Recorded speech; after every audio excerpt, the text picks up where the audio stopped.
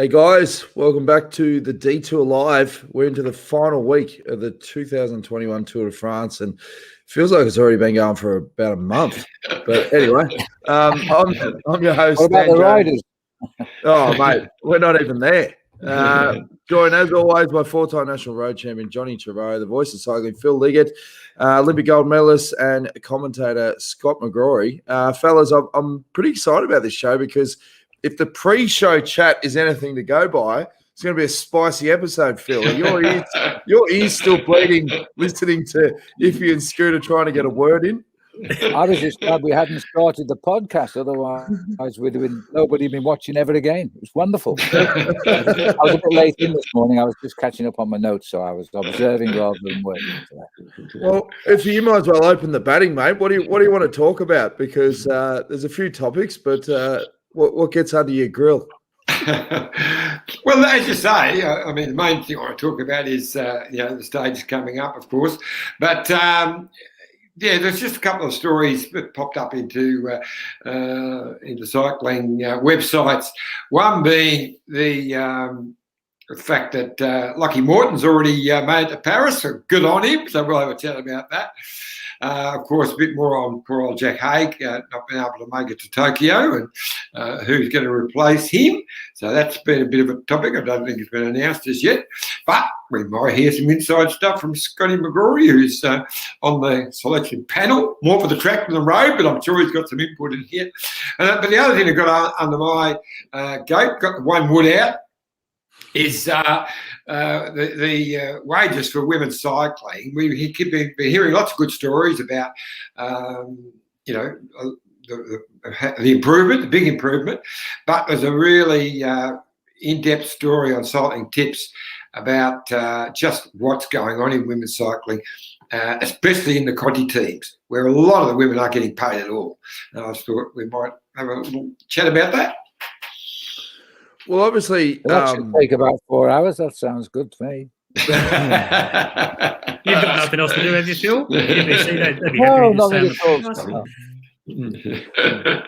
Well, just quickly on that, I mean, Scooter, there have been announcements in the past 12 months of some of the World Tour teams that have said we're going to pay minimum prize money, the same as the men for the women.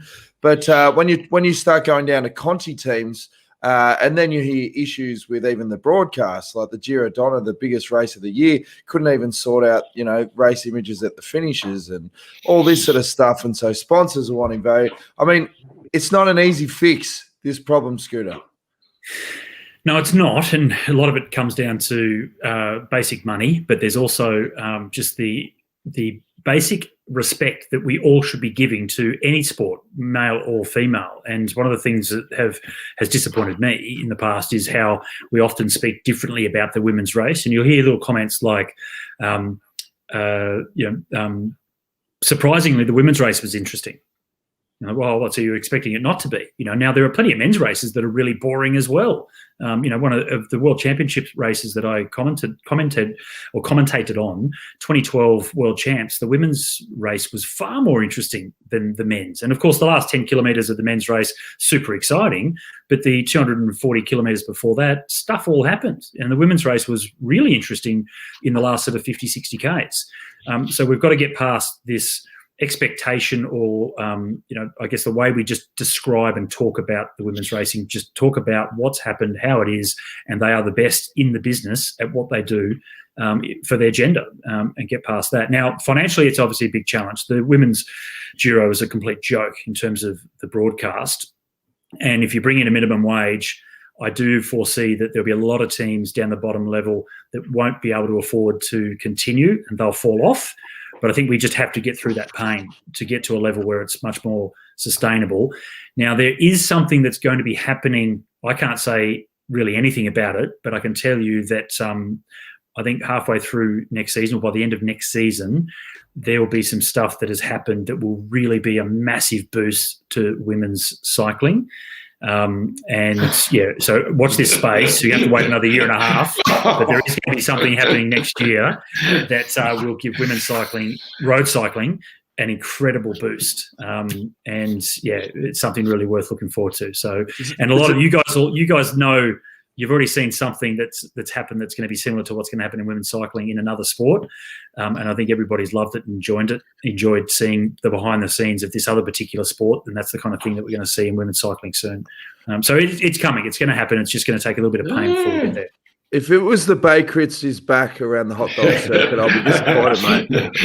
It's a natural amphitheatre there, like the banking for the spectators on the side of the hill in Geelong.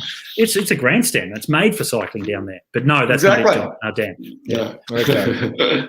Tomo wants to know, Phil, what are your ideas on whether the women should race on the same stage on the same day as the men, i.e. the new Women's Tour de France? Well, the problem is the technical aspects of running two events at the same time, the manpower, the road closure length, the police services, the cost to the councils. And this is what they tried it, of course, as we know, in the 80s with the Women's Tour de France. So you were speaking with Trish, my wife, yesterday, and she worked on all of the women's tours in those days as masseur or manager. What it did, they tried to run it, starting the women. In those days, they weren't so long, the stages. The last 70 kilometres of the men's race course, the women started, and the schedule was to finish a good hour and a half before the men come in. But what they didn't allow for was all the journalists in those days that followed the Tour de France and the TV commentators had to get to the finish line on the same route. And we couldn't pass the women. The police stopped us going by the women's race. And I actually missed my commentary. They had to bring a commentator 100 miles, 160k from London, outside of London, into London, to do the commentary because I was still on the Col d'Ivoire and couldn't get to where the women, couldn't get round the women with Paul Sherwin. So it became, over the 5 years, though, on the positive side, after the first year, because they were pretty chauvinistic, the French, in those days, and to have a women's tour was sort of off the roof. I remember after the first stage of the women's race, the papers were full of, they're not so bad. These are really good bike riders. The whole French attitude changed on that occasion.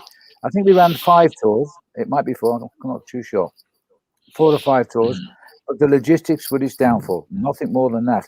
The Tour are now going to run the French race again. It'll start the day the Tour finishes. And we're back in with the women's Tour now.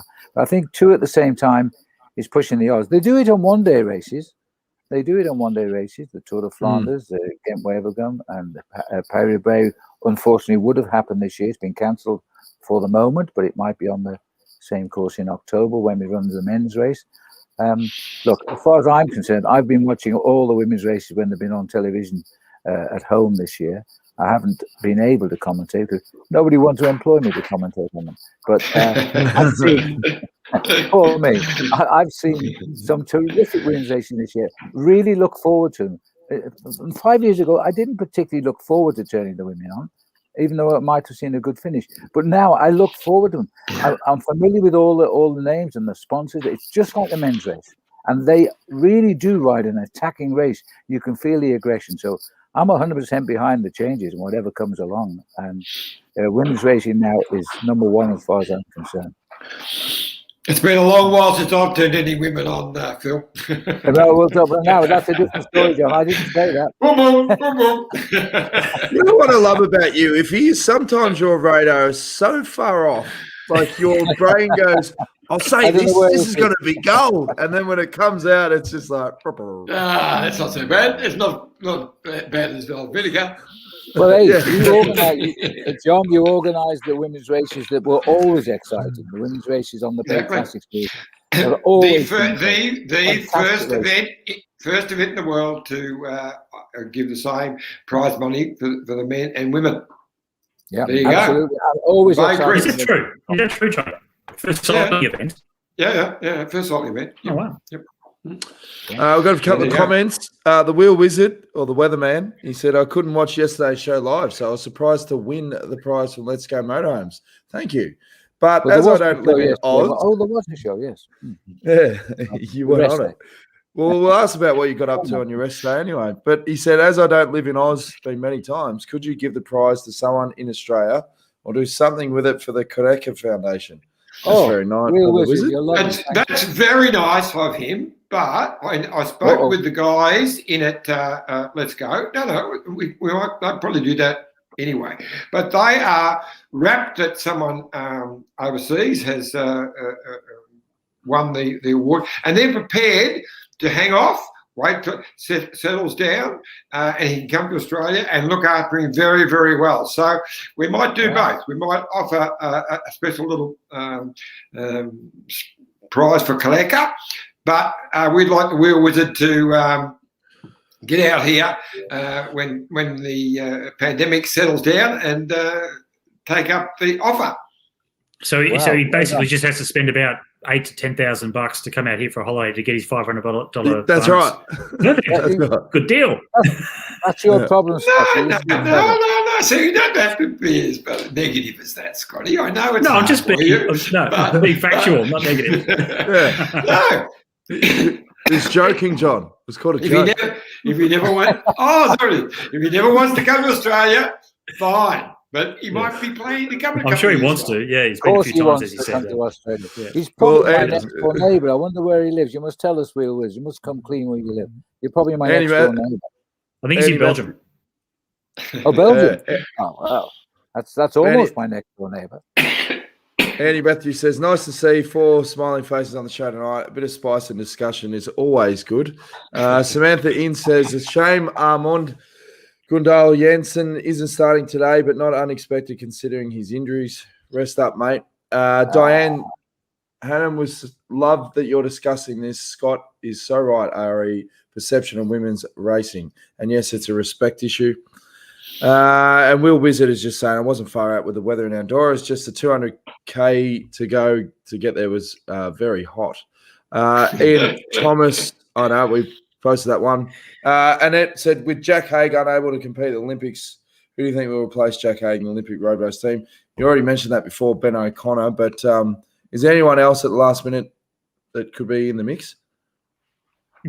Well, look, I think so. Ben O'Connor is obviously the one that's on form at the moment, right? So, but he's not thinking about the Olympics. He wasn't in the mix for that. He's just trying to think about Sunday. So, I think he'll be given first option. But it might, might sound strange that he might turn that down. I'm not suggesting he will, but I could actually imagine that there's a situation where he does, simply because that's another week away. It's in Japan. You've got the COVID situation. Is he going to have to quarantine, getting there or coming back? has he been vaccinated or not? All these things that might come into play.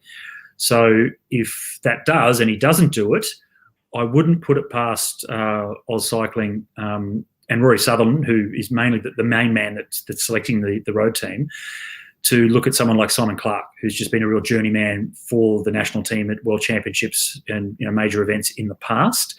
He could actually rest up these, possibly if his team lets him, take it a bit easier in these last couple of days to try and freshen up a little bit before going to Tokyo. I don't think that he's the next in line for it, but I could see a scenario where they do select someone that is just reliable, that could go there and just help Richie out as much as possible, really. So, we'll see. But Ben's obviously on form, the guy that should be the one that goes. Actually, Dan, just one second. Another non-starter today, sadly, is Vincenzo Nibali, because he's going to the Olympic Games. And I think might be his last chance to get there. There's a reporter been sent over from here, because where I am here with Sky, they don't have the rights for the Olympics, but they send reporters. And the reporter who's gone 4 days ago, because they have to stay in a hotel for 10 days, quarantine, when they land, before they come out into the big world. And they're given a list of the restaurants they can eat in, and they can't go to any other restaurants. So there's a lot of restrictions. And I don't envy you making the call on this, your committee, Scott, because there are many problems outside of just selecting a rider for the Olympics right now. Mm-hmm. Well, the track team has been training in Brisbane, so they're based in Adelaide normally. They moved up to Brisbane 5 weeks ago or so, and they've been training on the Animators Velodrome up there. Last Saturday, they went into, so they've had their own kind of bubble happening, but from Saturday last week, they went into a very strict training bubble, so no access to anyone outside the group. I was actually planning on going in to see the team before they went into their bubble, and then we had the COVID situation.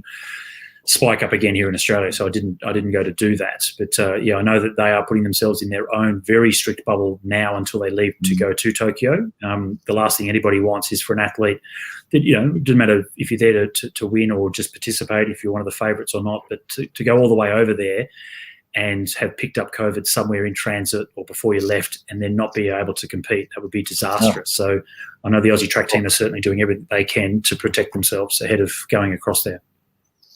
Okay. Yeah, I was going to ask you, Phil. You obviously had a day off the detour yesterday, but it was all about the release of the documentary. Dan, how'd it can you go? believe it? After I did all the press interviews, I met some really nice journalists in England. I talked more to Australian radio stations than the British ones. But the chap who interviewed me from BBC Radio Northampton yesterday, I was telling him, he said, I don't know a lot about the Tour de France, but I once watched it in 1974 when it was in Devon, the first time the Tour ever came to Britain. I said, oh, yes, I was the organizer. And I told him all about the Plimpton bypass, and we got on really famously. But the downside was about 5 o'clock last night, having done all the interviews, missed my favorite podcast. The agents rang me to say that the film has been postponed on its launch because of COVID. There's just nobody going to the cinemas. So they've withdrawn it from its release for the moment. This is the second time the release has been cancelled. But hey, what do the Aussies care? They've all seen it. Yeah, that's right. It's a sensational movie too. Absolutely sensational. I love it, but it's awfully sad that it's being delayed in my own country. But I feel as though, personally, the money came from Australia and the Aussie is my first love. So I'm glad. So why is it they're not going to the cinema, and yet 100,000 of them went down to watch you lose a soccer match the other day? They did. I'm not sure whether the cinemas are coming open. I think they're coming open, but there's nobody. They're getting no bookings to watch the shows. I mean, okay, we're bringing off all restrictions next Monday. All restrictions. Life is normal. Yeah, right. No, we're getting 38,000 cases a day at the moment, and about 4 or 5 are dying. That's all. It's nothing. We kill more than that one day down the pub. But on the other hand, that the way it's they're expecting now the number of cases to rise to over 100,000 a day once they allow mixing. So I'm sticking by the way I'm living now. I should put my mask on whenever I'm in public places, and I won't travel to places which is overcrowded. And I don't expect, sadly, to travel around the world too much either for a while to come. This isn't going away. That's for sure. Phil, do you have the capability to do, like at home, to do some commentary? Have you got enough audio, AV equipment to be able to do that? Only if it's via Zoom, actually, Scott, via Zoom, or we use Teams as well. Last night, for the first time ever, I did a little Instagram with Doug Ryder from the Quebec team and the guys behind the squad who are getting all these bikes for the kids in South Africa. And I did a nice chat there. And, and what I've done with you, this, funnily enough, I do have a sound guy. He's got a total studio who lives next door to me in England. And he was always available. I've made commercials in there with him. But for something as high tech as this, you need a lot of facilities. So for the Olympics, when I join Scotty just a week from now, I'll be talking to Scotty, Sydney, I believe, Scotty, and I'll be just literally 4 kilometers away from where I am right now in the studio. The drawback, I go to work 11 o'clock at night and I go home at 7 in the morning. Not too looking forward to that. Well, do you know, Phil, I'm not sure if the guys explained it. So it's Melbourne. Anna Mears and I will be in Melbourne. Oh, you're in Melbourne, sorry. Yeah. So when we did our test, it was in Sydney because they didn't have, so that company, it's Gravity Media, they've got their studio set up in Sydney, but it's all being done out of Melbourne. So they've had to build a studio in Melbourne for the games, and that wasn't ready to do our test before we did that. Was 5-6 weeks ago or whatever. Yeah.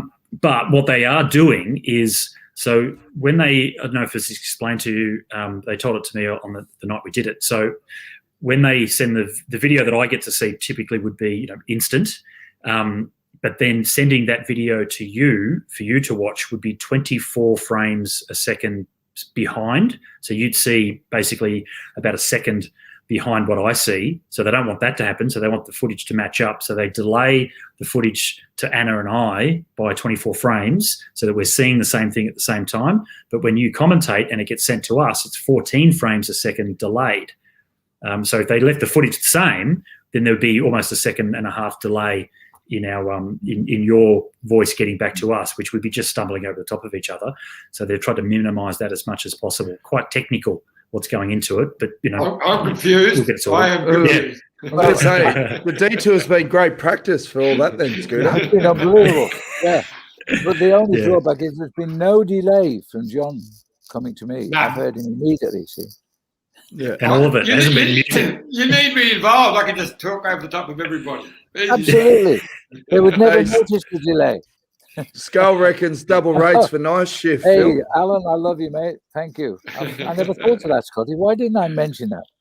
Yeah. Actually, because I'm in London, they cut the contract in half. But there you are. That's life.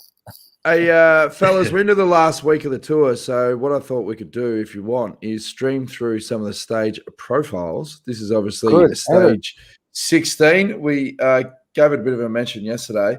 But, Scotty, do you want to open up the batting and just give us your quick thoughts on obviously the profiles? But looking into the crystal ball as part of the video description, I was just looking for angles, We'll try and make them, just try and make some predictions for this last week. Yeah, sure. Look, mate, as we heard from Sam Bewley last night, this downhill start, everyone's been talking about that. It'll be attack, attack, attack, as it always is in a Tour de France stage.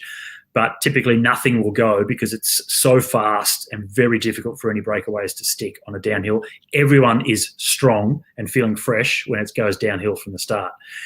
So, yeah, it should be all together until they get to the first Cat 2. That's definitely when it will split. The question is how far it is from the last Cat 2 to the finish line. It's still a fair way. Okay, it's a reasonably short stage at 170 Ks. 7% gradient over 5.5 Ks. Is that something that's really going to test the GC guys? Probably not. So this kind of might be more of a stage for a breakaway, but also just something that deaden the legs a little bit. It might be a test for maybe guys with a little bit 14th, 15th, 12th on GC to try and get up the road and get some time back. I don't see this as a big test for the GC guys, though. What do you guys think? I'm the same as you, Scott. Yeah, because the race starts right on the border. Pas de la Casse is the border post, I think. I've never been there, but it's the border with France. So we literally start the race back in France through the beautiful Ariège, which we've been in a few days this year. And the Col de Port is a nasty little climb as a rule, but they're going to hit it feeling fresh. I think this is the day that Cavendish will get through without too much bother. We don't forget Edvald Bosenhagen was eliminated as we went into the rest day, too far behind by himself. Through the sprint, I don't think Cal will be there for that sprint, but then we're on to that first category climb there, which is the Col de Cour, I think, isn't it? The Col de la Cour.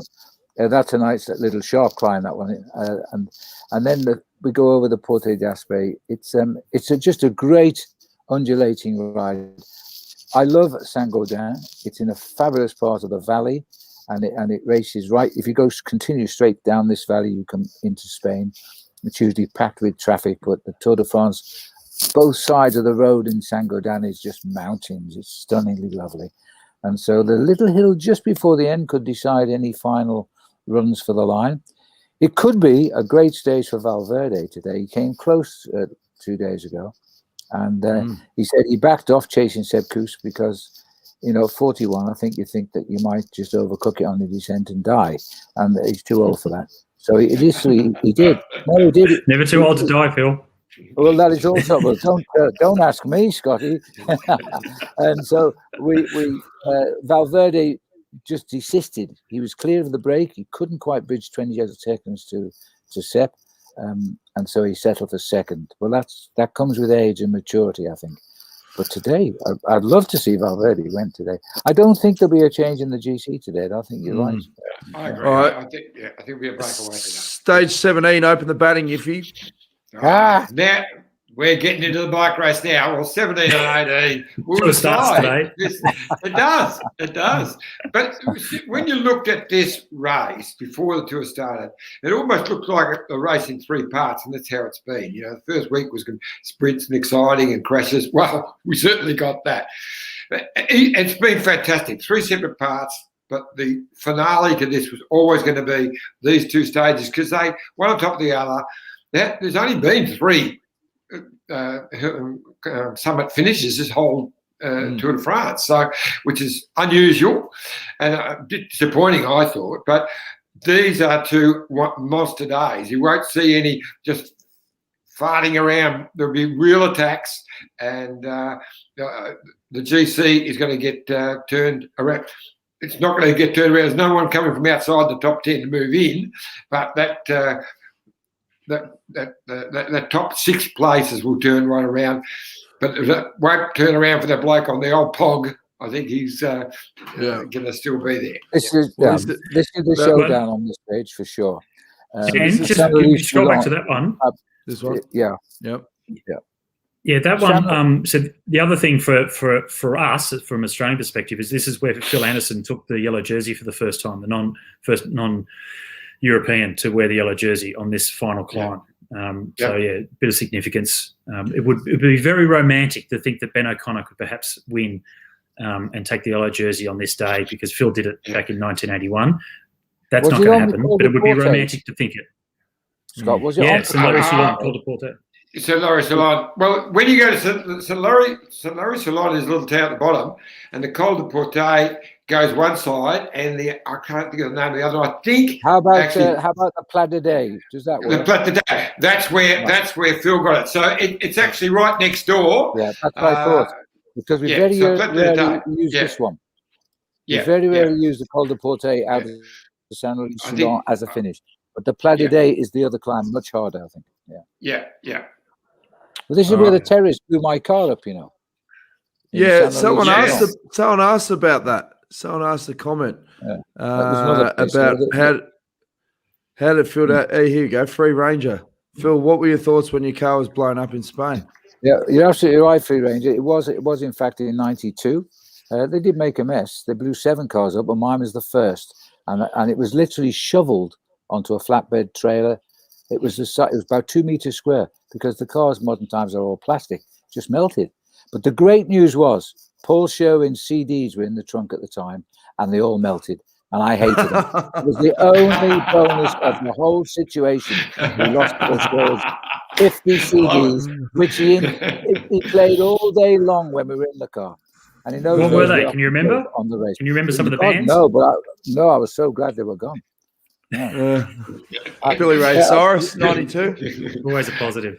I have blown a couple of cars up the Tour de France myself, but anyway, that's not the story. Yeah. Diesel and petrol. We know all about that. Stage 18.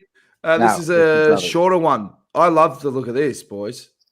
Finishing Luz Ardennes and the 2 HC climbs, but 129.7 Ks. That gets me excited, Phil. Short and sharp. Yeah, Luz Ardennes, or Luz Ardennes, whichever part of France you come from, is I thought we'd never climb this hill again because it was only about 7 years ago when the organisation said we're going to lose some of the big famous mountain finishes unless we alter how we cover the Tour de France because there's no room to park on the top of Luz Ardennes now, all the technical equipment required for the Tour de France. But there it is, it's back. It's a fabulous climb. We're back in I think it was 1990. Claudio Chiappucci was on the climb ahead of Greg LeMond, came off the other climb at high speed and caught Chiappucci for a lot of time. Greg always called Chiappucci Cappuccino, and he said, that guy Cappuccino, he said, I'm going to get him. And he did. He caught him on this climb up to Luz Ardennes. It was a great battle, and Greg, as we know, won the Tour in 1990 and 89. So these are really hard stages, but the hills are late. So for somebody like Mark Cavendish, there's a good chance he'll beat the time limit and live to fight on Friday and Sunday. Unless he gets spat at that first Cat 4, he could be in big trouble. Well, that's a very good observation. That yes, it's a long way to the finish. Well, even the hill just before that as well, 6 Ks in, there was one just before the Cat 4. So we missed the Col de Tourmalet. Don't forget, look how long. They're only saying it's 17 Ks, but there's a long valley lead up to get to the bottom of it. I'm sure this was the same finish that Greg caught Cappuccino on. They came off the Col de Tourmalet chasing it. Yeah. Did I say Cappuccino? Oh God! Yeah, he did. That is a really tough stage. The Tourmalet is an absolutely monstrous climb, fantastic climb. One of the climbs that is always in the tour. There's only a handful of climbs that are virtually there every year, and the Tourmalet is one. Matter of fact, I can't remember many years it hasn't been there. Wonderful. Occasionally has a finish, but normally it's the entree of the final stage. And those two together, and it's the last chance, the last hurrah for a lot of people. So I think it's just going to be a stage for a Pyrenees party. There'll be a few of them. We can fly through this because we're starting to waffle a bit. Cav win stage 19. Pog will smash the time trial and win the tour, and Cav will win in Paris. So there you go. I don't reckon Cav will win stage 19. I think no. I don't think they're going. I think they'll let a break go because I think they want to have the big finale on the Champs-Élysées. I think if we let it go, save it all for Paris. If he doesn't get it. No, but that's the story. Just let me finish.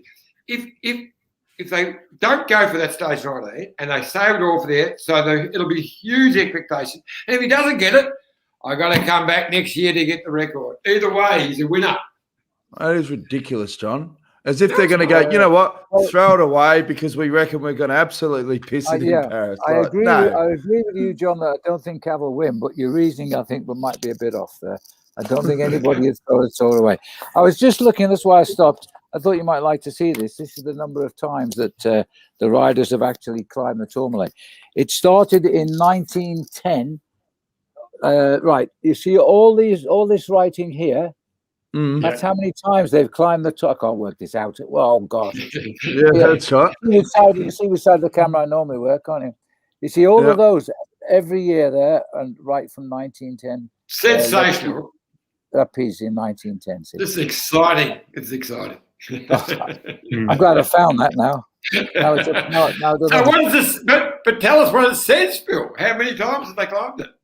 Well, that's it. That's why I looked at it, and they don't list it anymore. They used to have a bracket saying, well, if you've got another hour, Dan, I can count up the years, but I can confirm it started when we first went into the mountains, which was in 1910. It was on the original route, and on that occasion, when we went into the mountains in 1910, they used the Porte d'Aspet and the famous names. I can't think of these now. So famous. They called it the Circle of the Dead Men. And I'll tell you another story. When I was working with ESPN, and Casatelli got killed on the descent of the Porte d'Aspet, I'd already pre-recorded my opening for ESPN, and I'd pointed out this is the first time this hill was used. It was 1910. The rider said it was so hard. They were murderers. The organisers were murderers, etc. And that they nicknamed this race the Circle of the Dead Men because they're all saying they couldn't get round this route. And of course, later in the day, Casatelli was killed on one of the climbs. So you won't believe the panic to get that tape, which I'd opened the tour story with, off air before it went out. I had to completely record the opening. They were horrible days. And Richard Virenque was the winner that day. And they didn't tell him till he finished at Cotteret on a mountain that Casatelli had died on the route because he just would have collapsed in tears. So they didn't tell him at all till he finished the race. Yeah. Tragic. Oh, yeah. It was terrible because he was a really nice guy too. And well, okay, Trump, we've got to lift it back up again now. So back to your point, John. All you've got to do is ask John the question. That'll lift it back up. Be fine. Yeah. Look, I think that your scenario, John, is a far better movie. Like that makes by far a better movie. Yeah. But I think in reality, I think they're not going to risk it.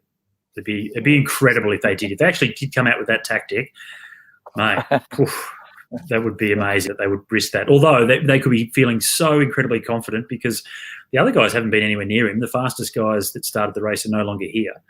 And you can only beat who's left. And they can win both. Quicker, isn't he? They can win both. No worries. Yeah. So 36 for the record. They can. Yeah. Oh boy. Yeah, you see, Wigo was at the last stage as well. Saw some footage of Cav catching up with Wigo, giving him a big hug and all that stuff. Obviously trying to keep in good with Wigo because Brad does look as if he's become a bit of a London gangster. So he wants to make sure he's in with that crowd as well, just in case things go wrong. He needs to get someone to fix a few problems for him. It also shows that Cav Scott forgave him for not riding with him properly in the Madison in 2004 in Athens, because everybody else won medals on the team except Cav. Because when I said to Cav, I'm sorry you didn't make it, Mark, in the Madison. Hey, there was nothing wrong with me. I was going great. But he never said it was Wiggins that was riding rubbish. But Wiggins had gone off. He'd won 3 gold medals. He'd gone off. And they should have taken Wiggins out and put somebody like Geraint Thomas in to ride with Cav, because Cav was fuming. So he must have forgiven him, eh? I must run that story. That's right. There you go. Spice it up again. Get it going. Get that hatred happening again. No, they're certainly good mates now, that's for sure. That's Phil. I just looked up. I just looked up Tourmalet in the Tour de France, and yes, I can tell you, go on. There's hardly a year it's missed out. It's been in about bloody 50 or 60 times. So there you go. Well, you told us nothing. We knew it was in heaps of time. Certainly, we climbed it twice. Well, I thought you were going to give me the figure. I was hoping to, but no, it's not there, is it? Yeah. What was the point of that, John? But don't worry, John. I'm going to count it shortly. When I leave you guys, I'm going to count the number of winners. So I got it for the two. All right, Phil, we better let you get back to work. ZA/Peloton. Well done, Dan. Trish loved being with you guys yesterday. I can't understand it, but she was on a high after she came off the podcast yesterday. I had to go out and do the garden because I couldn't stand any more of how good she was and how tough I was. Andy Matthews says top 6 with the bookmakers today: Van Aert, Alaphilippe, Aaron Burr, Fraley, Court, and Mohoric. Who do you like out of that? Well, I've actually gone for Mohoric. Because we have a competition, on TV. But Adam Blythe came back. He was second today. He's gone for Van Aert. The others haven't seen who they've gone for yet. You see, everybody is not going for Pogacar. Pogacar's going to ride his style of riding. He'll use his team as long as he can. And once they're getting near the end, he'll be probably on his own, but he'll just marshal them when he needs to marshal. So there will be not a surprise winner, but a guy who takes his opportunities well, who wins today. I like Van Aert and Alaphilippe. They're my two. Van Aert first. What can you say? This guy can do anything. He can do absolutely anything. Yeah. Amazing. All right, Phil, we better let you go, mate. Get back to work on that brand new big screen. Can I put a question to you, Phil? The rest day, what did NBC do anything at all for the rest day? They do a show or some sort of thing? What are they up to? Even when we're on the tour, they've always had the principle that everybody must have the day off. So throughout the build-up towards the rest day, the host commentator, our commentary is already laid. They build a picture for the rest day of a whole program, and all he does is put the alone welcomes on the top the night before. But we always have the day off on the rest day, but they do run quite a big show, bringing you all up to date with the story so far. So there was a show yesterday, but we had our day off.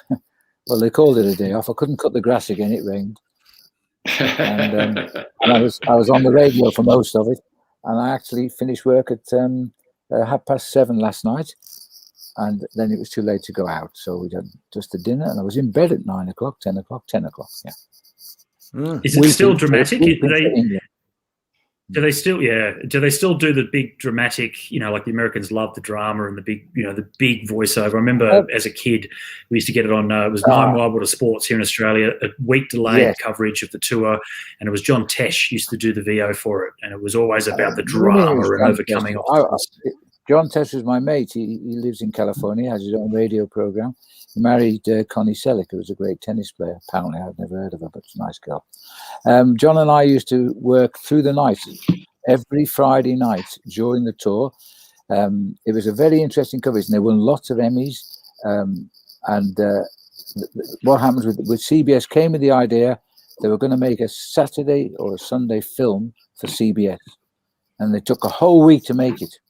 They had the most expensive hotel, the Georges V, at the top end of the Champs-Élysées. They never left that base. They flew me back every 6 days by helicopter from wherever I was in France and got me back to the race for the next morning, because I worked for British TV. And I worked 24/7 at weekends. It was not very pleasant, but the shows were sensational. And they used to say to me, We don't care who won the stage. In America, nobody's ever heard of Valterio Nibali. Yeah, don't need him. So I said, okay. So build a story on the guy who's winning the race. Let's see how he lives. And of course, they were lucky with Greg LeMond and all those in those days. And so that's what they did. And the shows are so popular. But they have money. I mean, they would spend $80,000 just making the opening to the show, where they'd be in the battlegrounds of northern France. I'd be carried over the mud to be put in a pillbox in the middle of a field, and then they would explode the picture, and I'd be walking a cobbled street in Belgium. It was unbelievable, the money they spent and the time it took to build those profiles. But I remember the manager of the hotel, when I flew up at night, I used to get up there about 11 o'clock at night in the helicopter, and I would go in the hotel to check and go, wow, this is a place. It's one of those very expensive hotels where you opened your door, and all you got at the door were the steps going up to your room. No, there was no entry point, steps at the door. And the doors didn't have numbers, they had names. I thought, this is going to be expensive. Anyway, it was a fabulous place. But the boys, the manager came to me one day and he said, Mr. League, he said, is there a problem with the hotel? I said, what do you mean? It's a fabulous hotel. Yes, he said, but all your friends outside in the big truck, they never sleep here. Because they never had time to sleep. They slept on the floor of the truck building those films. Gosh, you do bring out some good stories in this stuff. Love your stories, Phil. After NBC paid you $80,000 just to do the opener, how much did they actually spend on the opener? Oh, about $8 or $9. It was quite just before you go, Phil, Dan, I don't know if you've got that thing on the Australian Cycling Champions book, but I wanted Phil to see part of that, if you've got it there. What, your book? I didn't queue those photos up. So good on you. I didn't. Can we talk about it tomorrow? Yes, okay. Yeah. Oh, yeah. No, we can talk about it tomorrow. Yeah, that's fine. Yeah, okay. No, we've seen it now. That's great. That's great photos. The photo of you with hair, Scotty. That's what I wanted Phil to see. You probably. Oh, really? I know I've got some there. Yeah. I just cut it I know off. the feeling, Scott. I know the feeling. There you go. There he is. That, There he is. Who is it? Who is it? It's Scotty. It was lovely flowing hair too. Oh, yeah. We'll do it tomorrow because it's a nice book. Warren Beaumont wrote a really nice book on Australian Cycling Champions, right up the history. Yeah, and I'll send you a copy of it. But we'll do it tomorrow. All good. I've got to train you up on how to actually do some work, John. It'd help out a lot because there's a lot of it's constantly. Oh, mate, we'll get it sorted. Go now. I'm overrunning now. Phil. And you want me? I get the guests. I get the sponsors. I do all the hard work anyway. You just do the buddy fitness stuff. Yeah, you be careful, Dan. He could sack you. He'd be very good at doing the technical things, John. He'd be fantastic.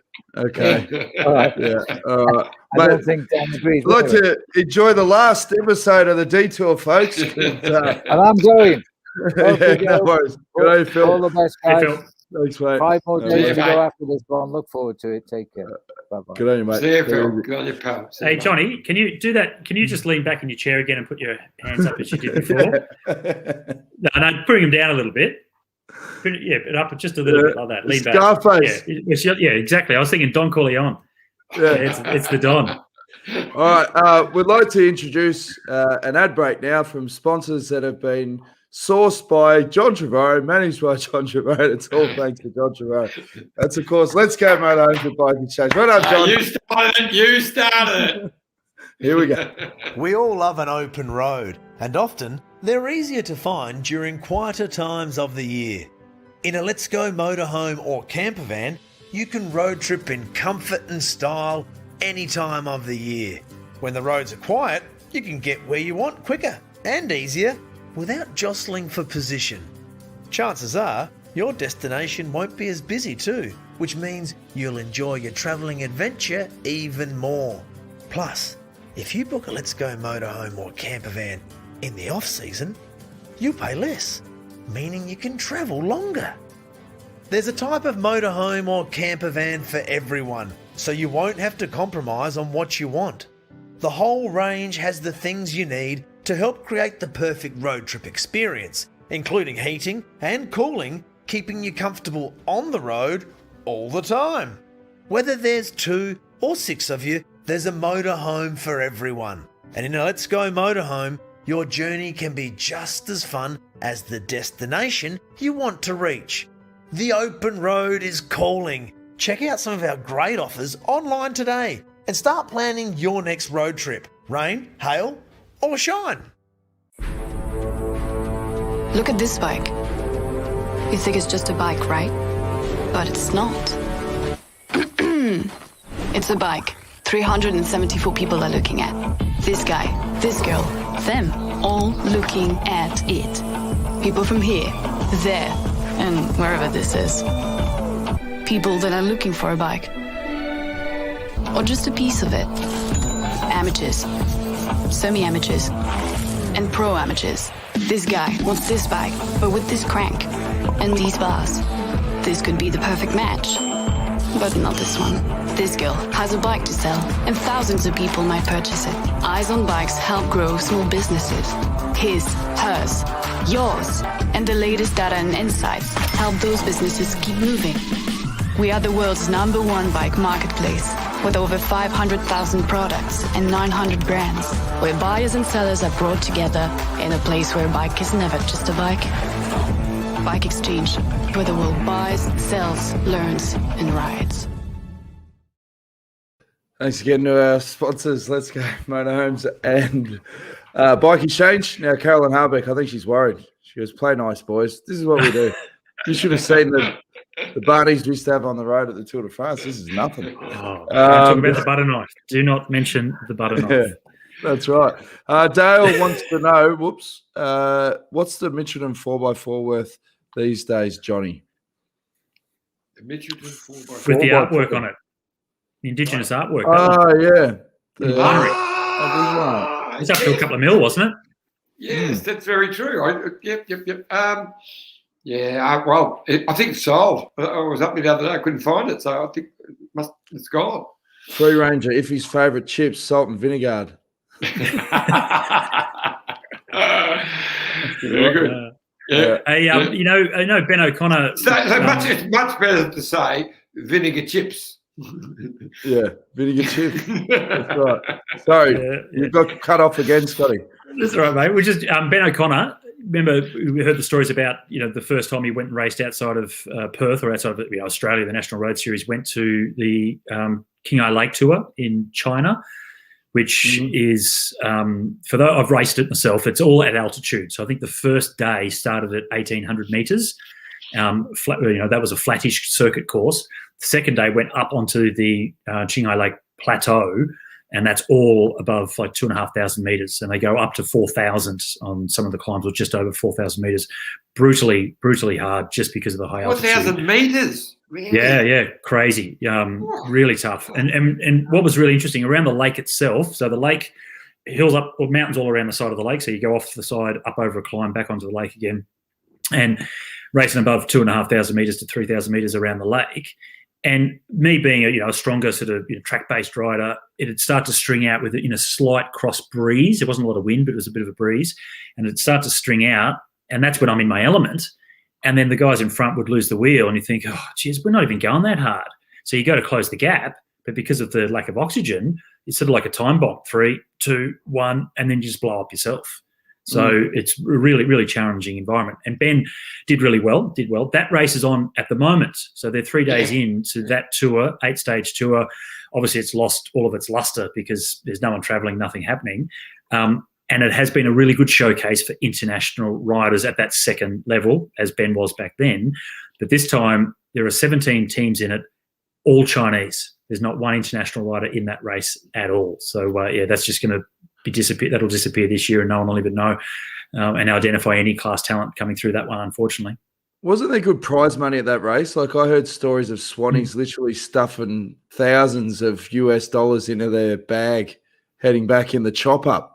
Like, it used to be like 15 stages or something, didn't they? And they were like, yeah. It was like, they used to call it like the fourth Grand Tour. Sorry, mate. They used to call it like the fourth Grand Tour because it was 2 weeks long, all at high altitude, good money. I remember I felt really perplexed at one stage because the year I rode it, we stayed right out the back of the lake somewhere. There's nothing out there. We're talking the middle of China.